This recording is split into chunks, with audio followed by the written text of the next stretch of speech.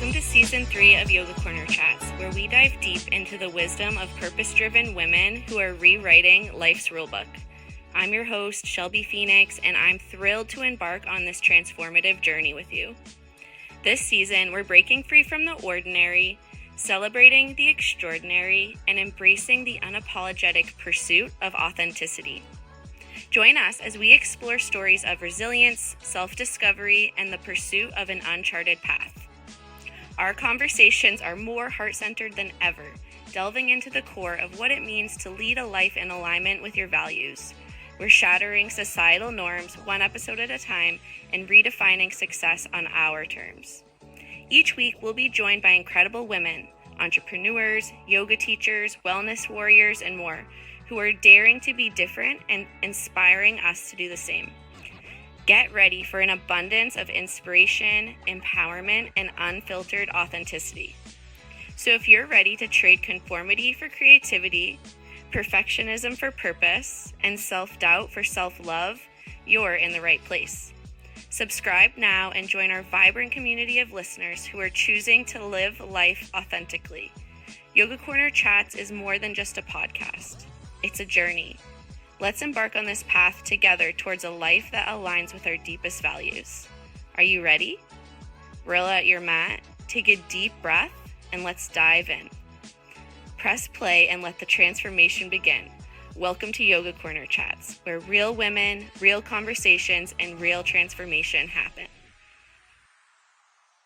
Hello, everyone. Welcome to Yoga Corner Chats. My name is Shelby Phoenix. I'm your host, and today we are joined by Janelle. Janelle is a self-love and wellness coach, and today we're going to be talking about self-love and self-care. So without further ado, welcome, Janelle. Thank you for having me. So excited. Before we dive in, I like to start these interviews by having us take a couple of deep breaths together. Is that okay with you? Yes, beautiful. Okay, and anyone who's listening, I invite you to join us as well. If you're sitting, settle into your sits bones. Sit up nice and tall, but don't try to force perfect posture. If it feels safe, I invite you to close your eyes or take a soft gaze.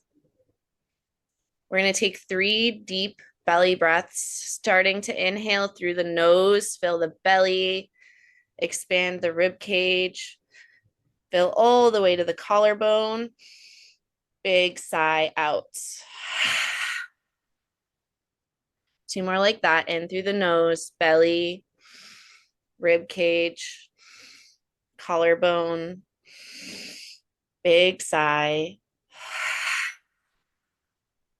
1 more, just like that. Fill up all the way to the top. Biggest breath of the day. And let it all go. And whenever you feel ready, gently open your eyes. Janelle, I would love to start by having you share a little bit about your journey of wellness and self-care and how you became a yoga teacher and a wellness coach. Yes. Oh my gosh. So it starts 10 years ago. It really starts all the way back, right? But so 10 years ago, I found myself in the wellness space, in the fitness space. I was a online fitness coach, and was helping people through their own journeys. And I realized that such a huge piece of the puzzle for me in my own wellness journey, and found myself in fitness because I found a passion for where the journey had brought me. I grew up very self-conscious. I grew up a lot of disordered eating habits. I had eating disorders as a teenager, really struggled with my fitness journey, weight loss, meaning I was doing something because I didn't like myself. Yeah. I was trying to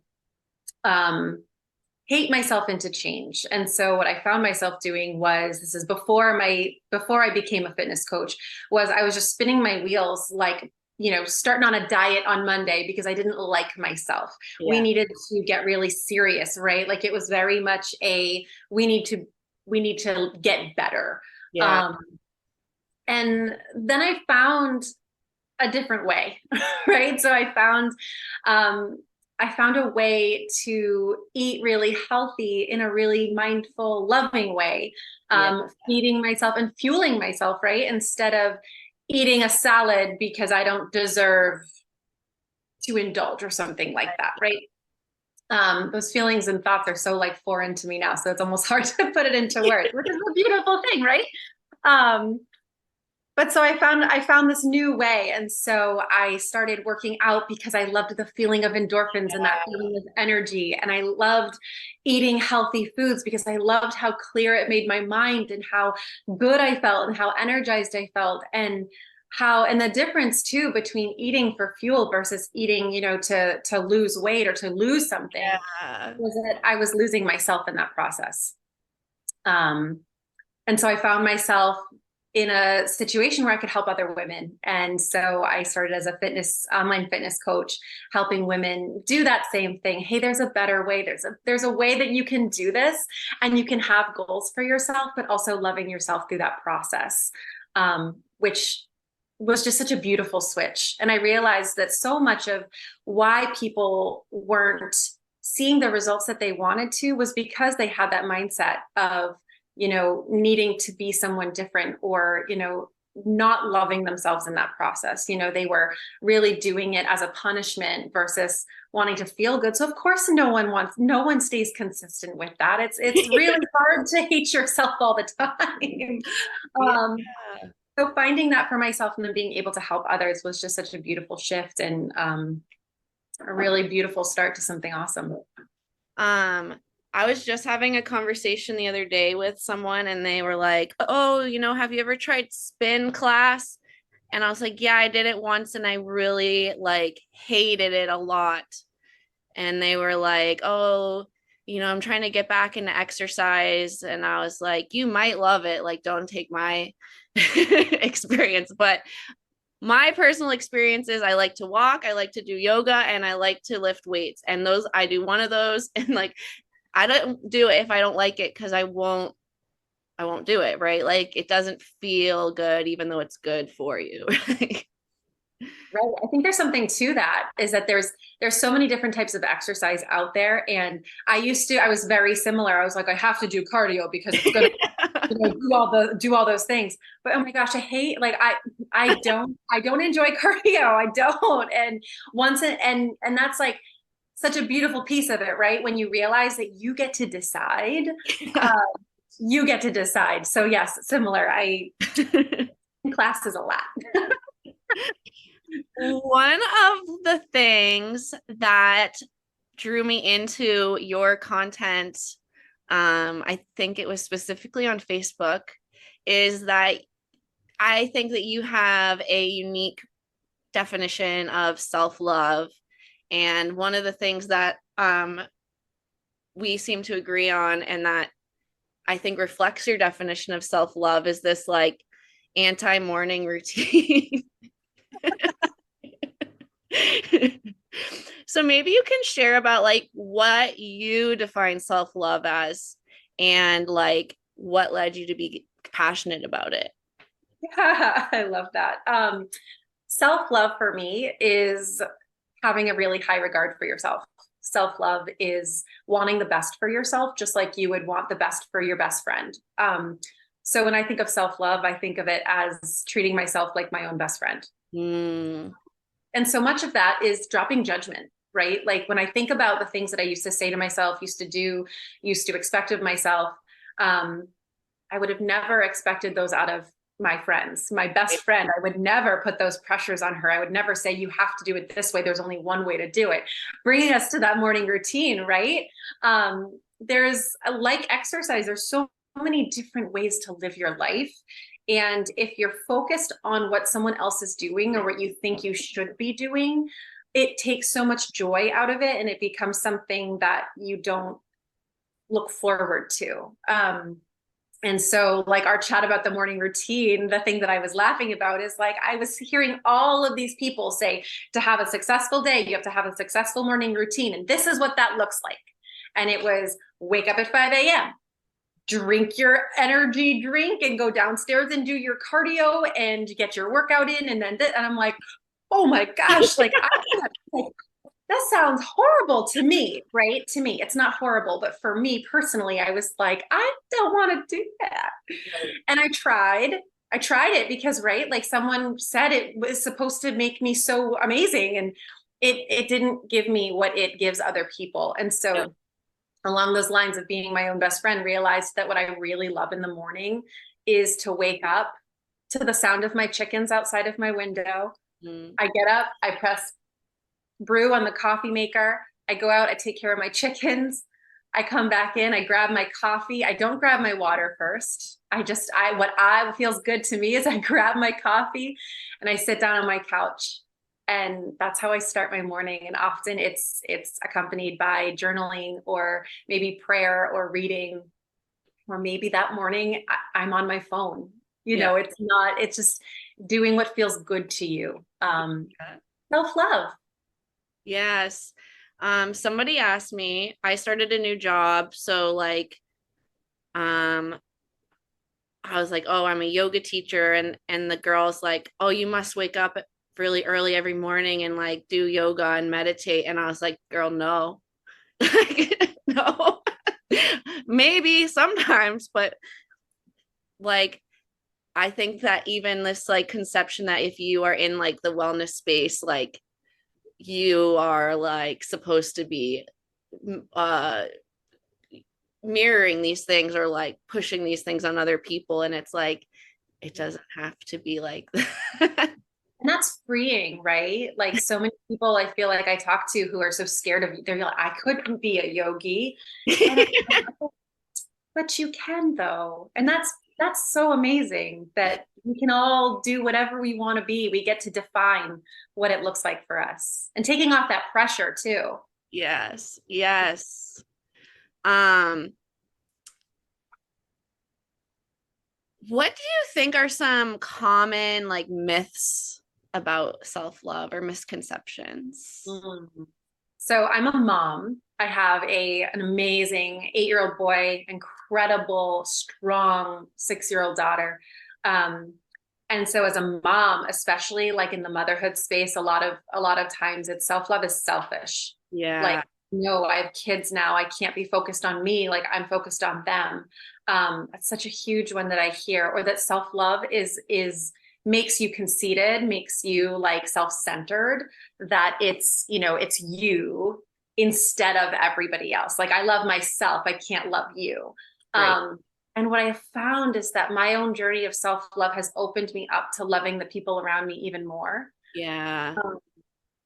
I am such a better mother. I'm such a better wife to my husband when I'm also taking care of myself, because it fills my cup. And there's that saying, you can't pour from an empty cup.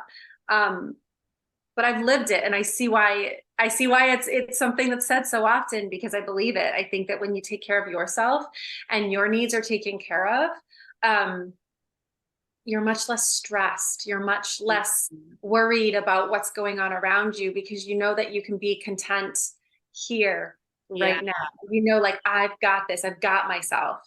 And teaching my children that too, right? Like teaching them that, no, you have to come first. Yeah. Maybe that looks different in different seasons of life, but you have to come first. You have to ask yourself very intentionally every day, what do I need? And then listen. Yeah. Also, when you're sharing, about teaching your children, I also think of like breaking those cycles, like of maybe for you it's disordered eating, maybe for other families it's alcohol or whatever it is, but like loving yourself, being able to heal, and then like that passes on to your children naturally. Yes, that generational healing is huge. Yes.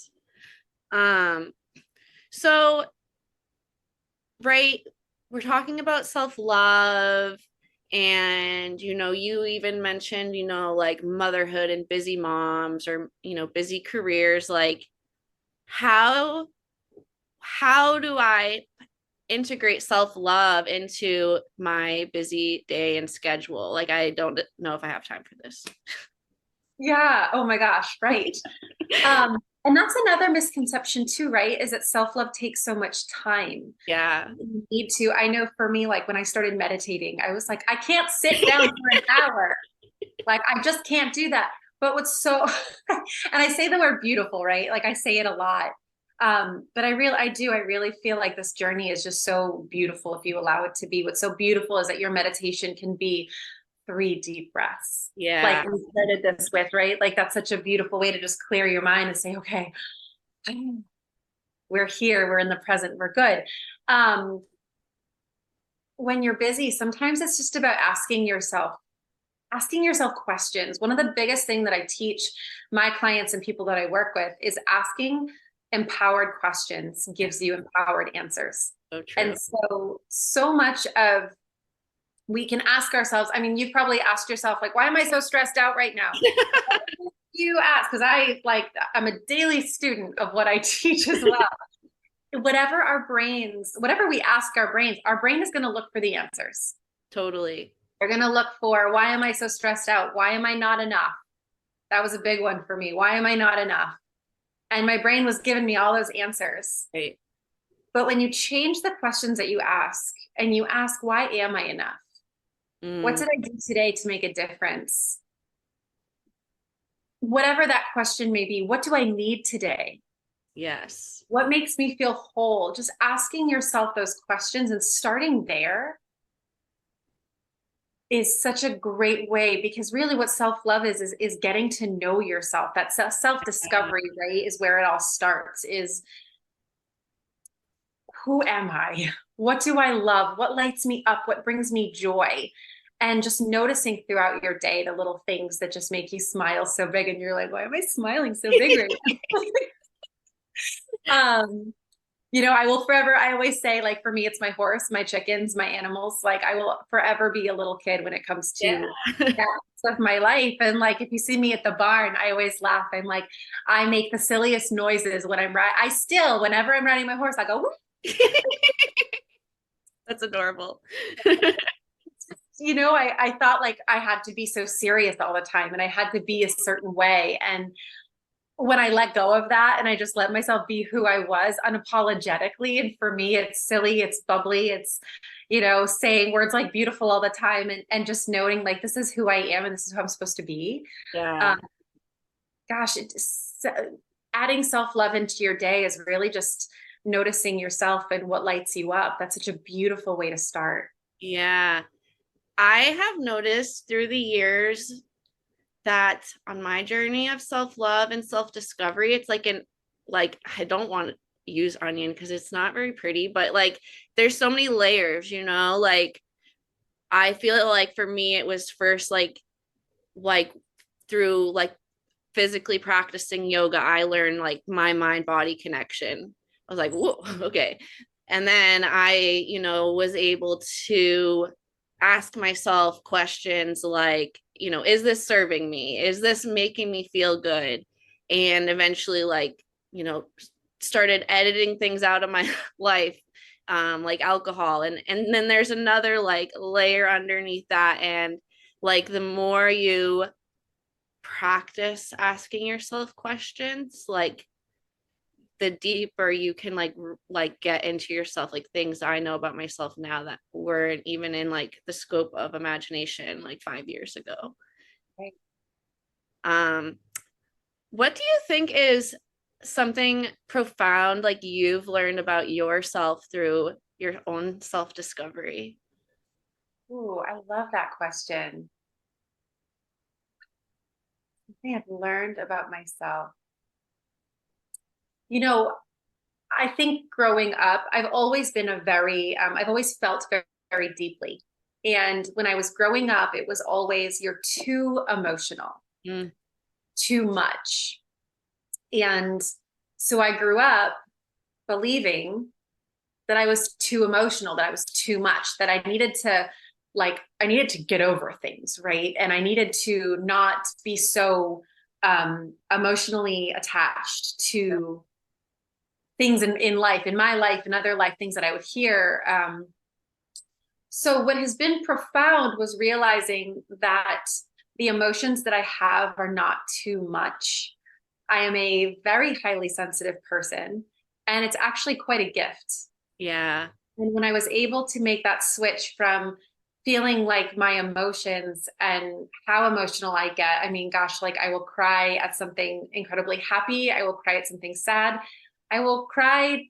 I will cry like it. I'm very moved very easily. And so what I realized is that those deep emotions, those deep feelings and how deeply I feel are such a gift. Mm. And they've allowed me to serve really, really deeply and really profoundly with people that I work with. It helps me to be a very empathetic person towards other people. I think it makes me a really wonderful mom. I think it's just a big part of me. And I think that when I was able to reframe it from being something so bad about me to something that actually is really wonderful and it's who I am, and I can now embrace it and say, yes, this is who I am. I'm supposed to be this way. A massive, massive weight was lifted off of my shoulders when I was able to accept it and embrace it. Yes. Thank you so much for sharing that. As you were sharing about that, I was thinking of,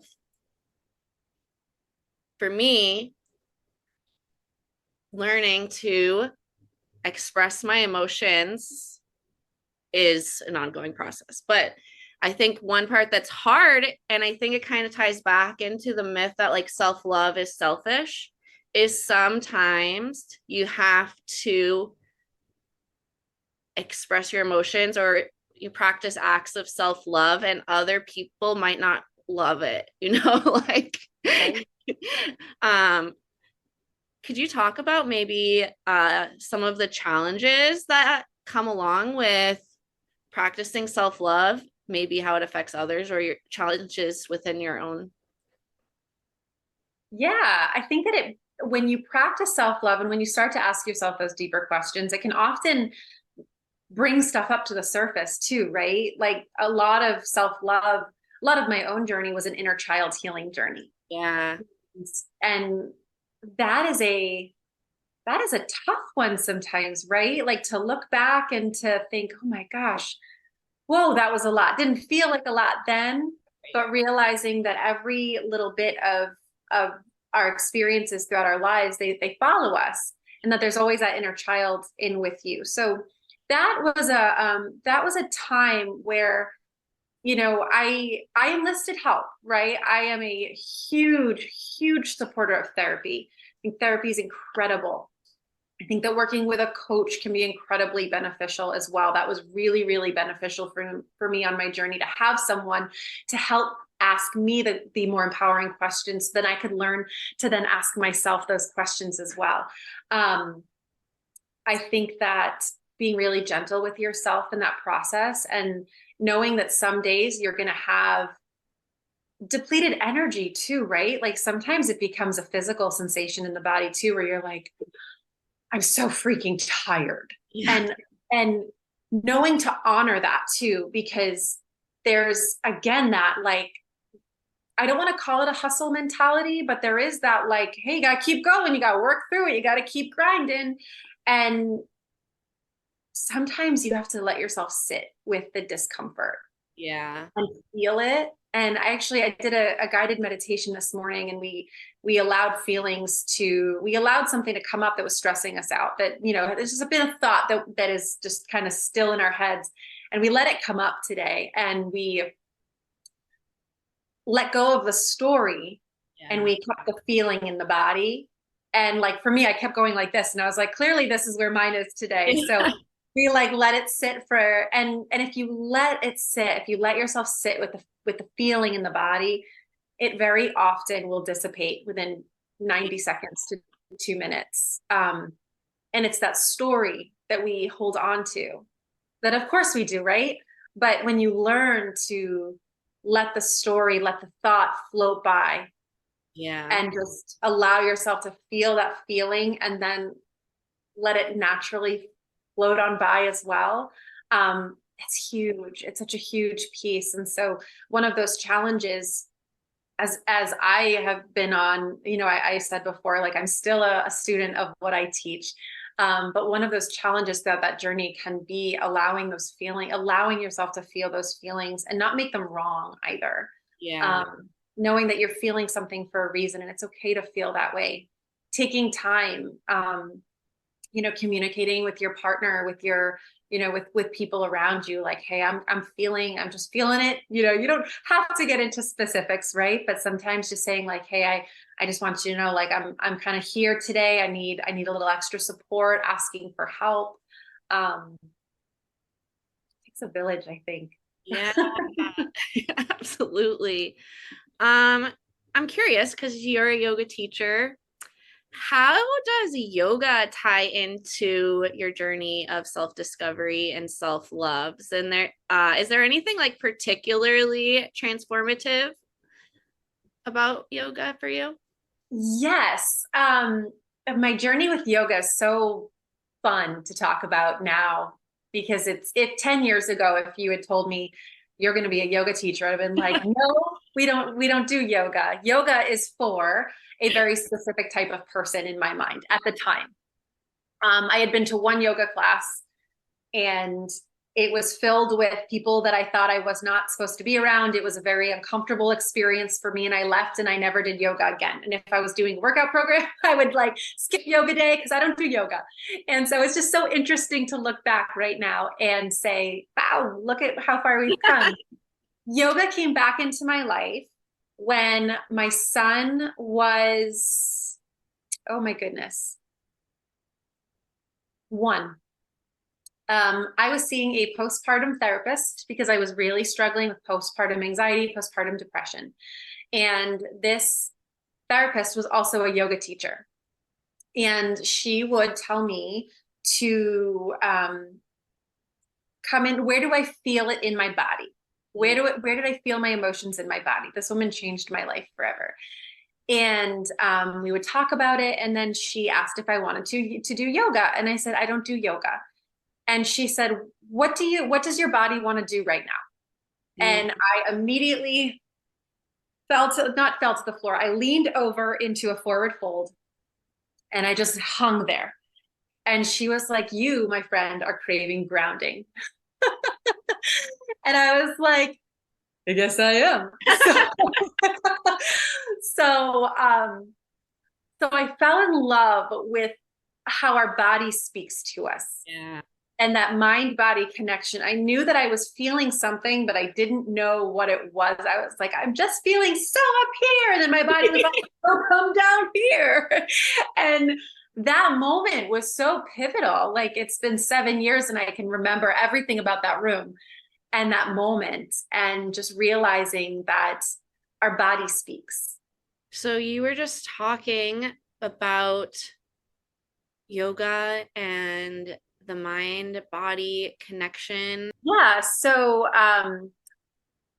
what I realized in that moment of that kind of coming forward into that forward fold was that yoga was not what I thought it was, that yoga was a mind body connection. It was that if you listen to your body, there's so much healing that can happen. There's just so much awareness. Yeah. So that mind body connection was so massive. I thought that I had to be able to do a split or a headstand or all these like crazy things, right? And I remember meeting someone and saying like, I'm still working on crow pose. And he was like, cool, keep working on it. Like, well, doesn't that mean I'm not a yogi yet? It was just so interesting, so funny, like how my mindset was then versus, where it is now. It's yoga is just such a beautiful, beautiful experience. Yeah, I think it's a great place to practice that self-discovery. You're like, I don't know, let's say you're in a forward fold and you're like, okay, how do like my feet feel? Or like, how does my spine feel? Like, how does the back of my head feel? Or like, just how does my body, like asking those questions. I think it's easy to start with something that's super tangible. Okay, this doesn't feel good. I need to like do something else. Absolutely. We focus so much on that in my classes is, maybe what looks like it should feel really good or what the pose looks like. Maybe your body's asking for something different, and to honor that and to not make it wrong. Like that's such a huge, that's an act of self-love right there, right? Like it's just, oh my gosh, Definitely. what feels good in my body? We talk about that every single class. What feels good? What doesn't? Don't worry about it. Do what your body's asking for, because that's where you get the benefits. Yes.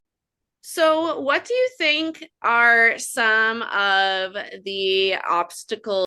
Self-love is still, I think, a word that some people think of as taking a really, it's self-love and self-care, right? Like self-love is taking a weekend away, or self-love is, having a bath with, bubbles and a glass of champagne or something like that. And I think one of the biggest things that is really important to remember with self-love is that it's a very personal practice.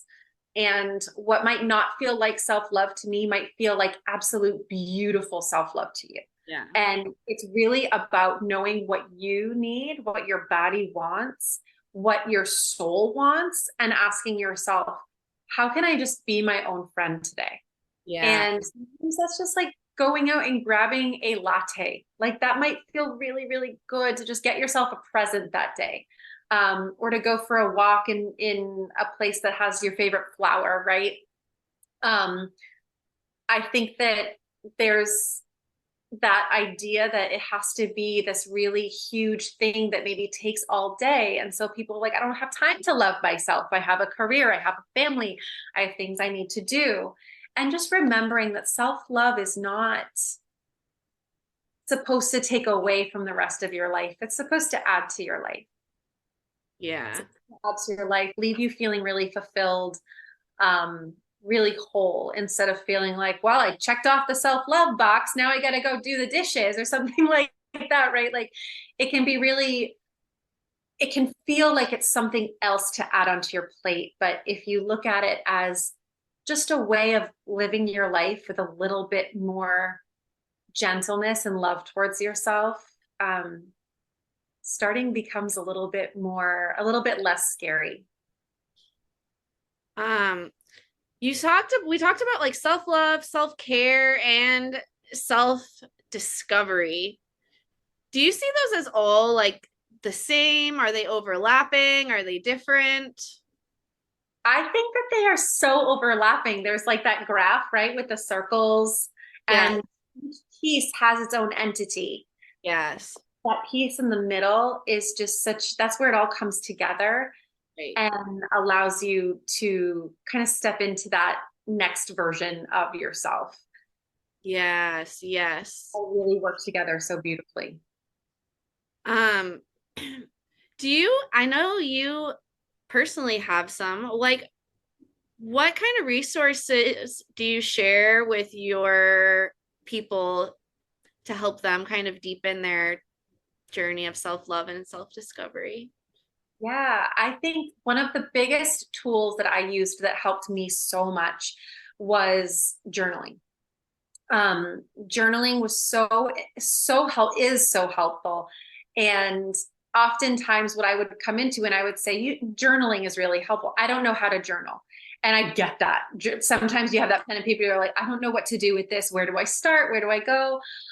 So one thing that I did in talking to so many of my clients and having my own personal experience with journaling was I created a 30-day self-love workbook. And so it's a 30-day journal where you have an empowering quote each day, an empowering affirmation, and then you also have a journal prompt that just allows you, and the questions that I ask are just things about self-discovery, getting to know you. Sometimes it's what's my favorite color and why. And you're like, oh, remember what happened when I was little? That was so great. And it's just coming up with these like, who am I? Yeah. What are the things that light me up? What are my values? What's important to me? What are my goals? Things like that. So I think that journaling, and I think that when you have something to think on, sometimes we need that prompt, right? I absolutely love being told what to do. You tell me what to do and I'm going to do it. Right. Yeah. So I think that is such a great place to start. the self-love journey, the resource that I give. Are there any other like projects or resources or offers that you'd like to share about? Yes. So I created an online course. My self-love course is called The Magic of You. It was a compilation of all of the tools that I used, still use, work with every day in my life. And that course is really, really special to me. It was created for the busy person in mind. So you've got a video lesson, but you also have notes that you can read on. And for me, I'm a very tangible person. I learn by doing. And so what I found was that I could read all of the books on self-love, or I could read whatever you wanted me to read on self-love, but it wasn't going to stick for me until I actually practiced it. So there's an action step with every lesson in the course. And so what the course does is we start with your past, we kind of unpack and look at what's happened. We look at where we are today, and we create some really great toolboxes, tools for your toolbox of things to do for, like, things like a morning routine, a nighttime routine, what self-care is, what it's not, the people we spend our time with, which is a really big, we could probably do an entire other interview on the people we spend our time with, right?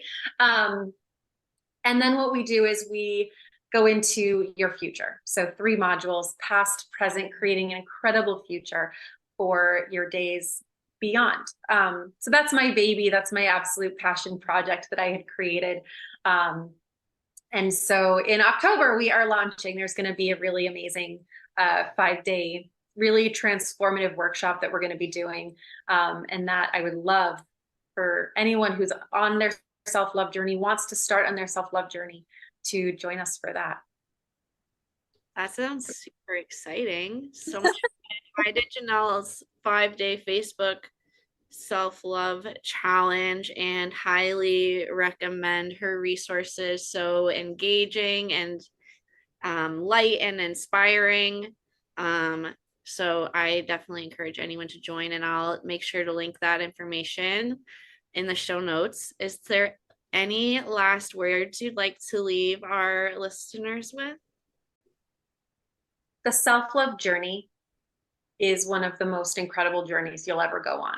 And when you open yourself up to that journey, when you open yourself up to getting to know yourself and knowing what lights you up, what makes you feel incredible, when you allow yourself to be your own best friend, which for so many of us is a brand new feeling, when you allow yourself to celebrate yourself instead of constantly tear yourself down, there's so much joy. There's so much presence on the other side of that. And it's not to say that everything else is going to disappear and it's going to be rainbows and butterflies all the time, right? But when you allow yourself to think with a different perspective, everything around you really does change. Mm-hmm. And so if you're feeling like you're ready to love yourself louder, start by just asking yourself, what makes me happy? That's one of the best. What makes you happy? What lights you up is one of just the best, most beautiful questions I think that we can ask ourselves, because then that opens up to, well, how can I give myself more of that? Yeah. Thank you so much for that message. Thank you so much for your time, your expertise, and for sharing vulnerably. I really, really appreciate it. Yes, thank you so much for having me. This was awesome. Thank you all so much for joining us in this episode of Yoga Corner Chats, where we've explored the world of self-love and wellness with the amazing Janelle Labrie, a self-love and wellness coach. Janelle's expertise lies in helping overwhelmed mothers rediscover their inner peace, enabling them to experience boundless joy and be fully present with their families. Janelle shared her inspiring journey and what led her to become a self-love and wellness coach. She offered insights into the transformation she experienced. We dove into Janelle's perspective on self-love and wellness and uncovered her valuable insights on cultivating these in our lives. Our conversation revolved around the practices and philosophies of authentic self-love and self-care, breaking down myths and revealing the true essence of these concepts. Janelle offered practical steps for nurturing self-love and wellness, guiding you towards a life filled with joy and purpose. Keep an eye out for Janelle's continued offerings where you can explore the beautiful journey of nurturing your inner peace and wellness. As we conclude another enlightening episode of Yoga Corner Chats, we hope you've been inspired by this uplifting conversation with Janelle Abri, your self-love and wellness guide. Her wisdom and insights have truly illuminated our path towards authentic self-love, self-care, and living a life filled with joy. To connect with Janelle and explore her current services, check out the show notes to find her website and her link to her Instagram. Thank you for tuning in, and remember, your journey to self-love and wellness is within your reach.